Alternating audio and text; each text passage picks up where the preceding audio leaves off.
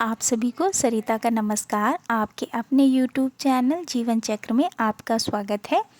आज मैं लेके आई हूँ कि करवा चौथ में गर्भवती स्त्रियां व्रत को कैसे पूर्ण करें। इसके साथ ही जिन स्त्रियों को मासिक धर्म आ जाता है पीरियड्स के दौरान, उनको कैसे अपना व्रत करना है।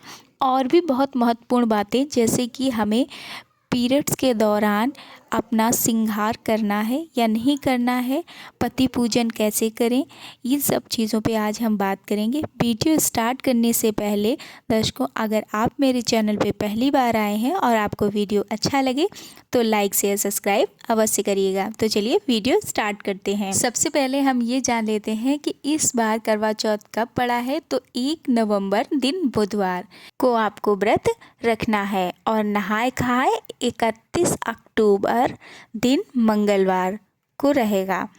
तो अब हम बात करेंगे कि गर्भवती स्त्रियां व्रत को कैसे करेंगी, क्योंकि गर्भवती स्त्रियों को अक्सर ये समस्या होती है कि उनके गैस बनने लगती है या एसिडिटी हो जाती है खाली पेट रहने से, या और भी बहुत सारी समस्याएं हो जाती हैं। इसके साथ ही अगर उनकी मेडिसिन चल रही है और उनकी कंडीशन क्रिटिकल है और उनको मेडिसिन लेना ज़्यादा ज़रूरी है और वो बच्चे के लिए नुकसानदेह हो सकता है खाली पेट रहना, तो इस कंडीशन में गर्भवती स्त्रियां फलाहार करके व्रत रख सकती हैं।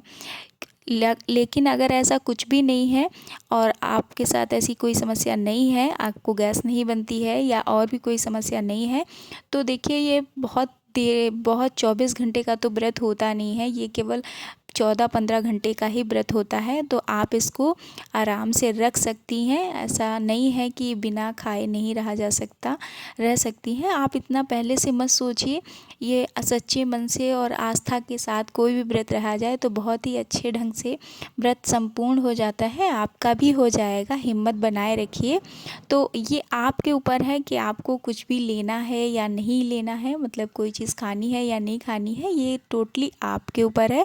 अगर आपकी कंडीशन ठीक नहीं है तो आप फलाहार कर सकती हैं, और अगर आप नहीं करना चाहती फलाहार तो मत करिए, क्योंकि ये व्रत निर्जला ही रहा जाता है, इसमें पानी भी नहीं पिया जाता है। तो ये आप देख लीजिएगा, आपको जैसे उचित लगे उसी हिसाब से आप करिएगा। अब मैं बात करूंगी कि मासिक धर्म या पीरियड्स के दौरान अगर हमारा करवा चौथ का व्रत पड़ जाता है तो हमें क्या करना चाहिए।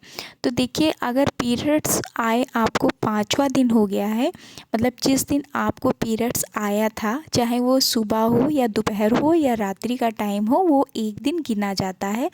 तो आप उस दिन से काउंट कर लीजिएगा। अगर 5वां दिन हो गया है और उस दिन करवा चौथ का व्रत पड़ा है तो आप पूजा कर सकती हैं, सब कुछ आप कर सकती हैं, भगवान को छू सकती हैं, प्रणाम कर सकती हैं और पूजा पाठ में बैठ सकती हैं। लेकिन ये केवल माताओं की पूजा के लिए मैं बात कर रही हूँ। पुरुष जो पूजा होती है, मतलब भगवान की जो पूजा होती है देवताओं की, उनकी पूजा 7 दिन पे की जाती है और देवी माता की 5वें दिन से। तो आप देख लीजिएगा, अगर आपका 5वां दिन है तो आप पूजा कर सकती हैं। लेकिन अगर 5 दिन से कम हुआ है, दूसरा दिन है, तीसरा दिन है या चौथा दिन है, तो आप देखिए पूजा नहीं कर सकती हैं, क्योंकि 5वें दिन से ही पूजा की जाती है। तो आप दूर बैठकर पूजा को देख सकती हैं, दूर से प्रणाम कर सकती हैं, कथा सुन सकती हैं, आप ये सब चीज़ें कर सकती हैं। बस आप भगवान को स्पर्श नहीं कर सकती हैं, ना ही पूजा का कोई सामान को आप छू सकती हैं, क्योंकि वो फिर शुद्धि नहीं रह जाएगी, उसे ठीक नहीं मानेंगे और उससे हमको पाप ही लगता है। तो इसलिए आप ऐसा मत करिएगा। आप किसी और के माध्यम से ये करवा सकती हैं, पति से आप अपने करवा लीजिए। अगर नहीं है तो कोई बात नहीं, आप ऐसे ही प्रणाम कर लीजिए, लेकिन आप छूइएगा नहीं। इसके साथ ही कुछ लोगों के पति घर पे नहीं होते हैं, अर्थात करवा चौथ वाले दिन, या पति घर पे नहीं रहते हैं, तो उन्हें आपको कैसे पति पूजन करना है। तो देखिए, आप आजकल वीडियो कॉल का ज़माना है, आप वीडियो कॉल से बात कर सकती हैं, पति को प्रणाम कर सकती हैं। अगर वीडियो कॉल नहीं लग रही है तो आप फ़ोन से बात कर लीजिए, फ़ोन से प्रणाम कर लीजिए उनको। अगर फ़ोन भी नहीं लग रहा है, क्योंकि कुछ लोगों के पति ऐसी जगह पे होते हैं जहाँ पे नेटवर्क नहीं होता है, कुछ पति फ़ौज में हैं, सरहद पे हैं, तो कई जगहें ऐसी हैं जहाँ पे बिल्कुल भी नेटवर्क नहीं लगता है, तो फ़ौजी भाइयों से बात नहीं हो पाती है आप लोगों को। तो आप ऐसा कर सकते हैं कि आप उनको मन में ही याद करके उनकी फ़ोटो को देखकर और उनको ऐसे ही प्रणाम कर लीजिए मन से, सच्चे मन से, और फिर जाके भगवान को प्रणाम करिए। और घर में जो भी बड़े बुज़ुर्ग हैं आप उनका आशीर्वाद ले लीजिए। उसके बाद में आप अपने व्रत को खोल सकती हैं। तो इस तरीके से आप पति पूजन कर सकती हैं अगर आपके पति घर पे नहीं है तो। अब मैं बात करूँगी कि मासिक धर्म अगर आ रहा है, पीरियड्स चल रहे हैं, तो क्या हमें 16 श्रृंगार करना चाहिए? तो हाँ, बिल्कुल करना चाहिए। देखिए, अगर आपको पीरियड्स आ रहे हैं तो भी ये साल में एक व्रत होता है, और क्योंकि हमारे पति का ही व्रत होता है, 16 श्रृंगार भी पति के लिए ही बताए गए हैं। तो बिल्कुल आप 16 श्रृंगार कर सकती हैं। आप सब कुछ करिए, महावर लगाइए, सिंदूर भरिए, मेहंदी लगाइए, सब कुछ आप कर सकती हैं। तो अगर आपको पीरियड्स आए हैं, लेकिन उससे पहले आप अच्छे से नहा के शुद्ध हो जाइए, उसके बाद ही करिए। बालों से नहा लीजिए और उसके बाद में आप 16 श्रृंगार कर सकती हैं। अब मैं बात करूँगी जिनकी शादी अभी नहीं हुई है और वो पहली बार व्रत को उठाना चाहते हैं, तो क्या वो उठा सकती हैं?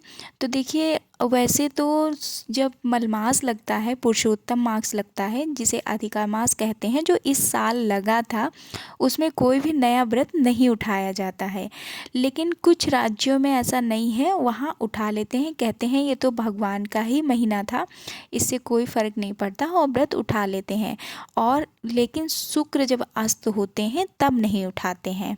तो देख लीजिएगा आप लोगों के यहाँ जैसा होता हो। अगर आपके यहाँ मलमास लगने पर भी व्रत उठाया जाता हो तो ही आप व्रत उठाइएगा, अगर नहीं उठाया जाता है तो मत उठाइएगा।